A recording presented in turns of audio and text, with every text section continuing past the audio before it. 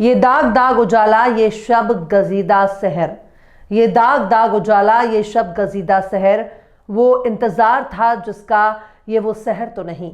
सलाम, नमस्ते, सत श्री अकाल। मैं हूं आपके साथ हर्षिता मिश्रा और आप देख रहे हैं टाइम्स मेल। इस वक्त हम अपने दौर में इतिहास को बनते हुए देख रहे हैं और ये नया इतिहास बता रहा है कि जिस वक्त जुब्बे वाले ने फलस्तीन का साथ छोड़ दिया, उस वक्त फलस्तीन के साथ ईरान, हिजबुल्लाह, यमन खड़ा है। हमारी आने वाली नस्लें और आल औलाद इस मंजर को कभी भूल नहीं सकती कि कैसे जुब्बे वालों के चंदे से पेट भरने वाले अमेरिका और इसराइल का डंका बजा रहे थे और फलस्तीन के बूढ़े बच्चे और बुजुर्ग रोटी के एक निवाले के लिए भी तरस रहे थे। पर यमन का अंसारुल्लाह भी एक इतिहास बन चुका है जो किसी भी सूरत में इसराइल और अमेरिका के आगे झुकने को तैयार नहीं है। अमेरिका और ब्रिटेन के हमलों के बाद भी यमन के अंसारुल्लाह पीछे हटने को तैयार नहीं है। समंदर पर उनकी बादशाहत कल भी कायम थी और आज भी कायम है। जुमेरात की सुबह सुबह ही खबर सुनने को मिली कि इजराइल ने यमन में हूतियों के ठिकाने पर जबरदस्त तरीके से हमला किया है, उनके हथियारों को तबाह कर दिया है, यहां तक कि उनके लॉन्चर पैड को भी हमले करके बर्बाद कर दिया। पर इजराइल के इस हमले के ठीक बाद ही यमन के हूतियों ने भी पलटवार किया, जिसके बाद इजराइल के भीतर राजधानी तेल अवीव में गजब की तबाही सामने आई है। पर सवाल है कि इजराइल के पास तो आयरन डोम है, वो हवा में ही दुश्मन के हमले को रोक देता है। इजराइल के पास अमेरिका का थाड सिस्टम भी मौजूद है, पर अमेरिका के थाड ने अभी तक कोई कारनामा अंजाम नहीं दिया। हूतियों के हमले से पूरी की पूरी एक बिल्डिंग ही तबाह हो गई। ऐसी तस्वीरें अक्सर इजराइल के हमले के बाद देखने को मिलती हैं, क्योंकि गजा और लबनान में इजराइल के हमले के बाद कुछ ऐसी ही तस्वीरें सामने आया करती हैं, जिस तरह की तस्वीरें इस वक्त हूतियों के हमले के बाद देखने को मिल रही हैं। यानी हूती टिट फॉर टैट के फॉर्मूले पर काम कर रहे हैं। जिस तरह से इजराइल दूसरों पर हमला करता है, अगर उसी तरह से दूसरों ने उस पर हमला कर दिया तो इजराइल का मिडिल ईस्ट से पहचान खत्म होने में ज्यादा वक्त नहीं लगेगा। पर ऐसा जरूर नजर आ रहा है कि भले ही हिजबुल्लाह के साथ इजराइल ने सीज फायर कर रखा हो, भले ही गजा में हमास के साथ सीज फायर होने वाला हो, भले ही सीरिया में इजराइल की मददगार लोगों की हुकूमत बन गई हो, पर यमन के हूती बिल्कुल खामोश रहने वाले नहीं हैं। आखिर कैसे इजराइल को यमन दे रहा है जबरदस्त चैलेंज, बताएंगे आपको और भी बहुत कुछ। लेकिन आप अगर हमारे चैनल पर नए हैं और पहली बार हमारी वीडियो को देख रहे हैं तो आप हमारे चैनल टाइम्स मेल को सब्सक्राइब कर लें, वीडियो को लाइक कर दें और बेल आइकन का नोटिफिकेशन बटन भी प्रेस कर दें, ताकि बिना देरी हमारी हर खबर आपको मिलती रहे।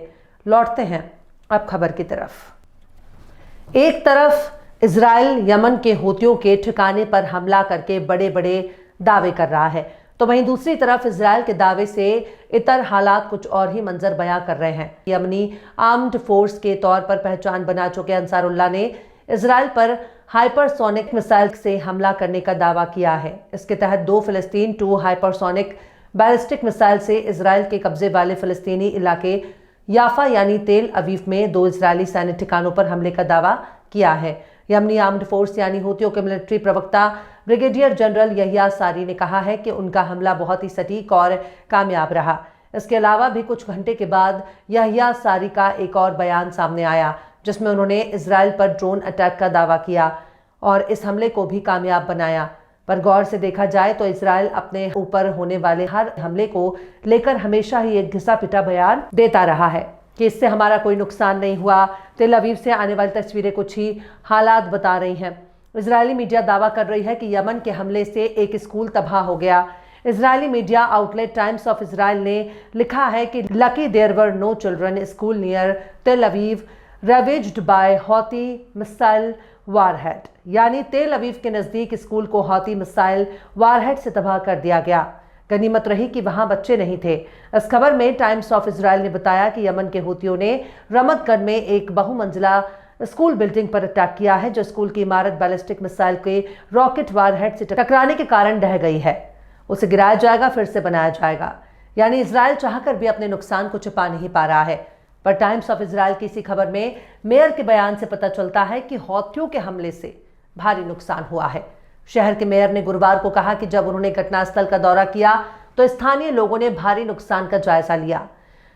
रमतगन के मेयर कार्मेल शमा इकोहैन ने 40 मिलियन इजरायली मुद्रा यानी 11 मिलियन डॉलर के नुकसान का अंदाजा लगाया और कहा कि रमत एफएल प्राइमरी स्कूल को एक नया बिल्डिंग दिया जाएगा। हालांकि इसी खबर में आईडीएफ के बयान का भी जिक्र किया गया है, जिसमें आईडीएफ में शुरू में कहा कि उसने रात में यमन के हौतियों द्वारा मध्य इजराइल पर दागी गई मिसाइल को रोक दिया। इसने कहा कि मिसाइल या इंटरसेप्टर के टुकड़े जमीन पर गिरे, जिसमें से एक हिस्सा स्कूल की मुख्य इमारत पर गिरा, जिससे वो तबाह हो गया। लेकिन बाद में जुमेरात को इजरायली सेना ने कहा कि उनकी शुरुआती जांच में पता चला है कि स्कूल पर मिसाइल वारहेड को रोकने की कोशिश के बाद यह हमला पेश आया। हालांकि इजराइल का दावा है कि इस घटना में कोई हताहत नहीं हुआ है। मलबा के गिरने के बाद इलाके में खड़ी कारों पर नुकसान हो गया। वहीं अल जजीरा ने बताया कि इजराइल पर हमले की वजह से हूतियों पर अब अमेरिका नई पाबंदियां लगाने का ऐलान कर दिया है। अमेरिकी वित्त विभाग ने जुमेरात को हूतियों के कंट्रोल वाले सना में केंद्रीय बैंक के गवर्नर हाशिम अल मदानी और कई हौती अफसरों और उनसे मुताल्लिक कंपनियों पर जुर्माना लगाने का ऐलान किया। अमेरिकी वित्त मंत्रालय ने अल मदानी को ईरान के इस्लामिक रिवॉल्यूशनरी गार्ड्स क्विड्स फोर्स और हूतियों के बीच पैसे के लेन देन समेत कई इल्जाम लगाए हैं। ट्रेजरी अधिकारी ब्रैडली स्मिथ ने कहा कि इन पाबंदियों का मकसद हौती के मजीद रेवेन्यू हासिल करने की कोशिशों को रोकना है। स्मिथ ने अपने एक बयान में कहा कि अमेरिका इन प्लानिंग को उजागर करना जारी रखेगा और उन लोगों को जवाबदेह ठहराएगा जो हौतियों की मदद करते हैं। वहीं तुर्किश मीडिया अनादोलू ने बताया कि गैर कानूनी कब्जे वाले इजरायली लोगों ने जुमे को वेस्ट बैंक के मर्दा गांव में बीर अल वालिदैन मस्जिद में आग लगा दी। चश्मदीदों का कहना है कि अवैध रूप से बसे इजरायली लोगों के गुट में सल्फित शहर के पास मर्दा के पूर्वी इलाके में धावा बोल दिया और जानबूझकर मस्जिद में आग लगा दी, जिसके बाद वहां आसपास के लोगों ने आग पर काबू पाया, लेकिन आग से मस्जिद के ढांचे को काफी ज्यादा नुकसान पहुंचा है। खैर, इजराइल अपनी जारिहाना हरकतों को अभी गजा में जारी रखे हुए है।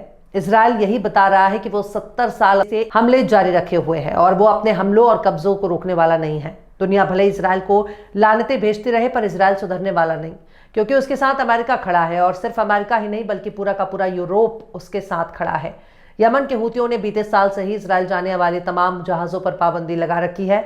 जितना नुकसान इस वक्त यूरोप को हूतियों की पाबंदी की वजह से हो रहा है, उससे ज्यादा अमेरिका की पाबंदी कुछ भी नहीं है।